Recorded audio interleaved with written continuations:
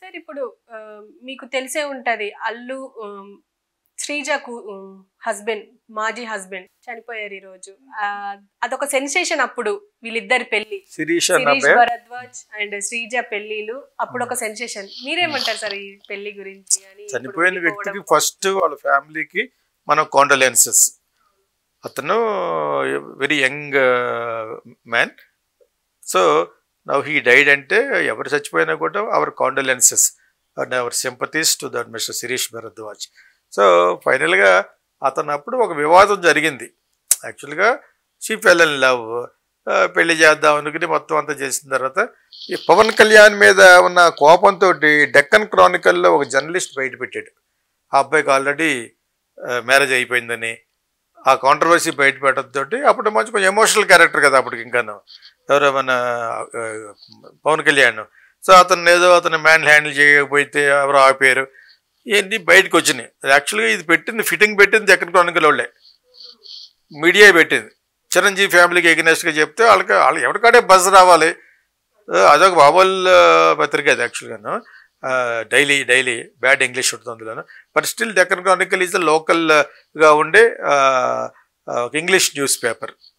దగ్గర రామోజీరావు గారికి ఈనాడు news studio ఎలా ఉండేదో న్యూస్ ప్రింట్ కోసం ఆయన 10-15 పత్రికలు ఉంటే పెట్టేవాడు రామోజీరావు గారు. న్యూస్ ప్రింట్ కోటారాలు రావాలంటే నీకు ఒక పత్రిక ఉండాలి, దాన్ని ఈనాడు వాడతారు. ఒక్క ఈనాడుకి అంత ఇచ్చారు. న్యూస్ ప్రింట్ ఆ రేట్లో కొనకపోతే మీకు గిట్టుబాటు కాదు. ఇవన్నీ ఉన్నాయి అల్లటి తీసుకొని ఒక్కొక్క మాట చెప్పేస్తున్నాను. సో అదేవిధంగా Deccan Chronicle okay, it's B grade English paper యాక్చువల్గా. అది ఒకటి మీద నాయిస్ చేయడానికి చాలు, అది లోకల్ అందరు చూస్తారు అది. సో ఆ విధంగా వాళ్ళు పవన్ కళ్యాణ్ ఎప్పుడో ఒక వీధిలో కూర్చుని ఒక హర్తాళ్ లాగా ఒక స్ట్రైక్ లాగా చేస్తున్నప్పుడు డెక్కన్ క్రానికల్కి వాళ్ళకి అతనికి ఏదో వివాదం జరిగింది ఆ టైంలో.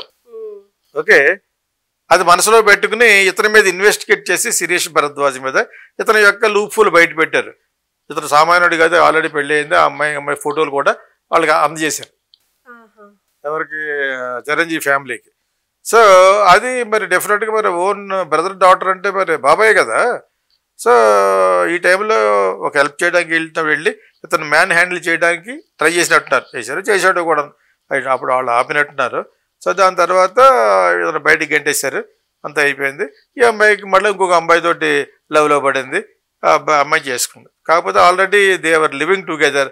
చాలా పెద్ద నాయిస్ చేసింది అమ్మాయి, నాకు అన్యాయం చేస్తున్నారు, మా బాబాయ్ వాళ్ళు మాకు లైఫ్ థ్రెట్ ఉంది, ఇవన్నీ. అమ్మాయి కొంచెం ఓవర్ యాక్ట్ చేసేసి దాసన్ నారాయణ గారి దగ్గరికి వెళ్ళిపోయి వాళ్ళ దగ్గరికి వీళ్ళ దగ్గరికి మొత్తం అంతా చేసేసి పెళ్లి చేసుకున్నట్టుగా చేసేసుకుని వాట్ హ్యాపెండ్ ఒక బిడ్డ కూడా పుట్టేసింది అమ్మాయి కదా. So that girl but be more than 10-12 years అయి ఉంటుంది ఇప్పుడు. So but anyway it's very sad that boy and father of that girl child చచ్చిపోయాడని విన్నాగానే I felt very sorry for him. ఇంత జరిగినాయి, దాని మీద చాలామంది సోషల్ మీడియాలో కూడా పాపం చిరంజీవికి తగులుద్దని చూసాం మనం. డెత్ ఇతను కాదు, అతను యాక్చువల్గా అతను ఈ పొజిషన్ రాకుండా ఉండటం కారణం అతనే అని. అదే నెక్స్ట్ మళ్ళీ దానికి కూడా పెట్టారు కదా, ఉదయ్ కిరణ్ కూడా పెట్టారు కదా. అన్నిటికీ వాళ్ళు ఎలాగా అతని సినిమాలు రిలీజ్ అవ్వకుండా అతను ఏమి చేశారని ఐ డోంట్ థింక్ సో. అంతవరకు వెళ్ళరు. ఎవడ పాప నాడు పోతాడు, అన్యాయం జరిగింది, కూతురికి ఇలా చేశారని చెప్పేసి. ఓకే, నాకు శిరీష్ భరద్వాజ్ మీద కూడా ఇన్ని లేవు, వాళ్ళు సృష్టించారు యాక్చువల్గా. మీకు అర్థమైందా? సో డెక్కన్ క్రానికల్ వాళ్ళు చెప్పింది ఉదయ్ కిరణ్ కూడా అప్లైకబుల్ అన్నట్టుది యాక్చువల్గా. వాళ్ళు ఎప్పటి నుంచో మొత్తానికి వాళ్ళ ఫ్యామిలీ ద్వారా ఒక రివ్యూయింగ్ చేయడానికి ట్రై చేస్తారు. ఓకే, సో అతన్ని వద్దనుకోవడం, శిరీష్ భరద్వాజ్ని వద్దనుకోవడంలో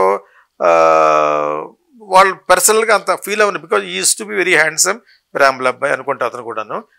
భరద్వాజ్ అంటే బ్రాహ్మలే కదా, something like that. I don't know what happened, but finally అతను లైఫ్ రూయిన్ అవ్వలేదు బికాజ్ ఈ మ్యారీడ్ వన్స్ అగైన్ అనుకుంటా. So I don't think Uday Kiran life was ruined. అది కూడా వాళ్ళ వల్ల ఎందుకు అనుకోవాలి మనం. వాళ్ళ డాటర్ యొక్క సేఫ్టీ వాళ్ళు చూసుకుంటారు. తను అలాగే జరిగింది. ఐ డోంట్ నో ఆ ఫ్యామిలీలో ఇప్పుడున్న జనరేషన్ అలాగే ఏడుస్తుంది.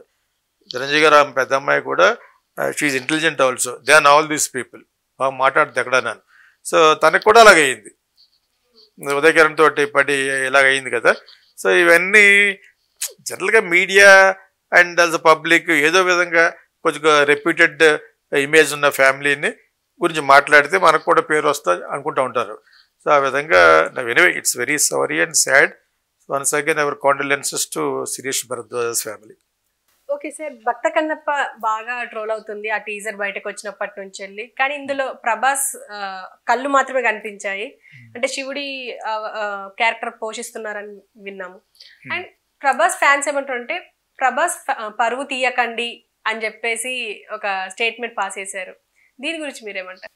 ఇప్పుడు యాక్చువల్గా దానికి బాగా హైప్ ఎవరి సినిమాల్లో చేసుకుంటారు కదా, ఆ విధంగా మంచు మనోజ్ అని అతను మంచు విష్ణు చేసే సినిమా పెద్ద సినిమా కానీ చేసుకుని తను ఏదో యాక్షన్ ప్లాన్ ఏదో వేసుకున్నాడు.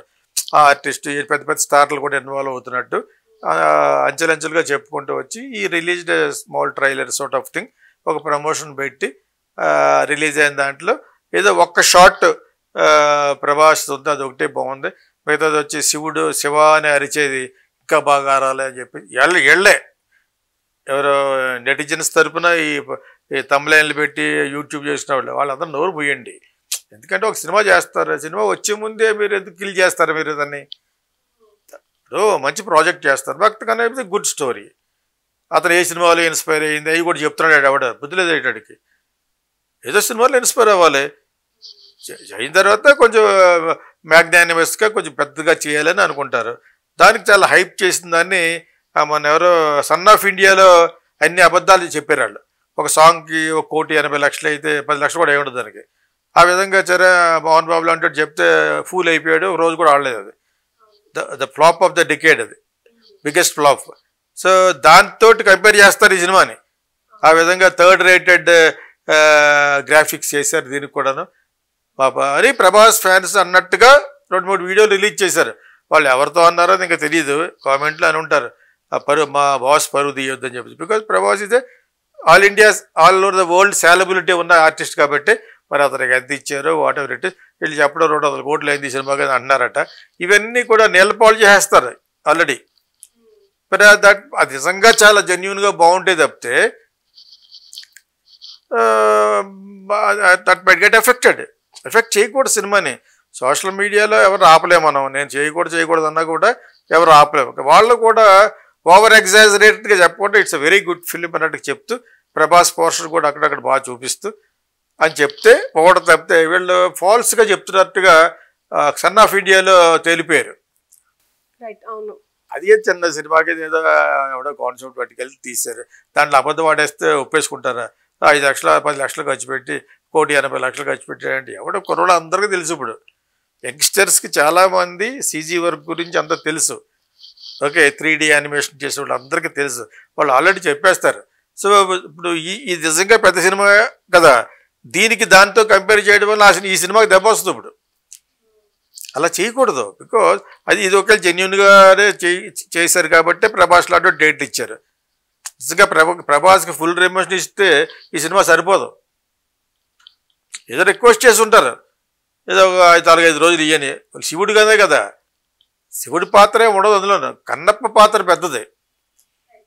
ఓకే, సో శివుడిగా ఏదో గెస్ట్ క్యారెక్టర్ అంటే బిజినెస్ అవ్వదు కాబట్టి ప్రభాస్ ఉన్నాడు అని చెప్పి అతనికి ఏమి ఇచ్చారు అవన్నీ రేపొద్దున రిలీజ్ అయ్యి వెంటనే చెప్పేస్తారు.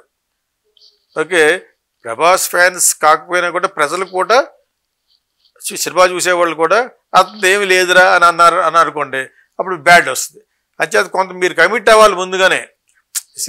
శివుడు అతనే బాగుంటాడని ఆల్ ఇండియాలో ప్రపంచం అంతా ప్రభాస్కి ఉన్నారు కాబట్టి అతను రిక్వెస్ట్ చేసి చాలా కష్టపడి కన్విన్స్ చేసి తీసుకున్నాం. అతను పెద్ద మనసుతో ఇచ్చాడు. దాని మీద ఫోకస్ చేయాలి, దాని మీద కాకుండా సినిమాలో సంబంధించిన చిన్న క్లిప్పింగ్స్ పెట్టినట్టున్నారు, దాన్ని వీళ్ళు మోసేస్తారు. ఆల్రెడీ కొన్ని యూట్యూబ్ ఛానల్స్లో దే ఆర్ స్పాయిలింగ్ అనమాట. స్పాయిలర్స్ లాగా ఎలాగంటే శివ అనేది బాగా అనలేదు, ఎలా అది కూడా చెప్పేస్తాడు వీడు. ఆ బచ్చు విష్ణు అన్నాథ శివ అని అరుస్తాడనమాట. అది కూడా నువ్వు చెప్పేస్తావా? డైరెక్షన్ వాల్యూ కూడా. రూమ్లో 3 ఉంటారట, ఆ 3 ఏమన్నా అనుకుంటారేమో అన్నట్టుగా అరిసాడని చెప్తున్నాడు అప్పుడు.